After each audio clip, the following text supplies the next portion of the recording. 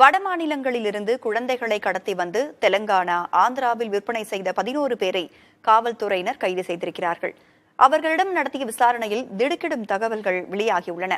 டெல்லி, பூனேவிலிருந்து குழந்தைகளை கடத்திய 2 பேர் தெலங்கானா, ஆந்திரா உள்ளிட்ட மாநிலங்களைச் சேர்ந்த குழந்தை கடத்தல் கும்பலிடம் விற்பனை செய்துள்ளனர்.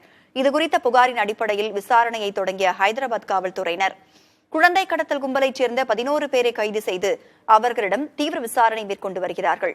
இதுவரை சுமார் 50க்கும் மேற்பட்ட குழந்தைகள் கடத்தப்பட்டுள்ளதாக காவல்துறை தெரிவித்துள்ளது. கடத்தப்பட்ட குழந்தைகளை வடமாநிலங்களிலிருந்து கமிஷன் அடிப்படையில் வாங்கி ஒவ்வொரு குழந்தையும் சுமார் 1,80,000 ரூபாய் முதல் 5,50,000 ரூபாய் வரை விலை நிர்ணயம் செய்து தெலங்கானா, ஆந்திராவில் விற்பனை செய்து வந்துள்ளனர்.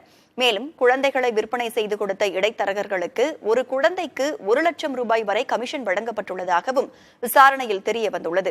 குறிப்பாக குழந்தைகள் இல்லாத தம்பதிகளை தேடி பிடித்து அவர்களின் வசதிக்கேற்ப விலை நிர்ணயம் செய்து விற்பனை செய்துள்ளனர். கைது செய்யப்பட்ட கும்பலிடமிருந்து 11 குழந்தைகளை மீட்ட காவல்துறையினர் அவர்களை அரசு குழந்தைகள் காப்பகத்தில் சேர்த்திருக்கிறார்கள்.